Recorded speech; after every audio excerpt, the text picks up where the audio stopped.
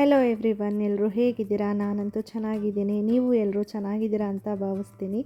ಇದು ಶುಕ್ರವಾರ ವ್ಲಾಗ್. ಬೆಳಗ್ಗೆನೇ ವ್ಲಾಗ್ ಸ್ಟಾರ್ಟ್ ಮಾಡಿದ್ದೀನಿ. ಎದ್ದು ಬಂದು ಸ್ವಲ್ಪ ಹೊರಗಡೆ ನಿಂತಿದ್ದೆ. ಅದಾದಮೇಲೆ ಬ್ರೇಕ್ಫಾಸ್ಟ್ ಎಲ್ಲ ಮಾಡಿದ್ವಿ. ಬ್ರೇಕ್ಫಾಸ್ಟ್ ಮಾಡಿದ್ಮೇಲೆ ಈಗ ರೆಗ್ಯುಲರಾಗಿ ಮುಂಚೆಯಿಂದನೂ ನಾನು ಟ್ಯಾಬ್ಲೆಟ್ಸ್ ಎಲ್ಲ ತೊಗೋತಿದ್ದೀನಲ್ಲ, ಅದನ್ನೆಲ್ಲ ತೊಗೊಂಡೆ. ಅದಾದಮೇಲೆ ಕಿಚನ್ ಸ್ವಲ್ಪ ಕ್ಲೀನ್ ಮಾಡೋಣ ಅಂತ ಮಾಡ್ತಾಯಿದ್ದೀನಿ. ರೊಟ್ಟಿ ಮಾಡಿ ಬೀಟ್ರೋಟ್ ಪಲ್ಯ ಮಾಡಿದ್ವಿ ನಾವಿವತ್ತು ಬ್ರೇಕ್ಫಾಸ್ಟಿಗೆ.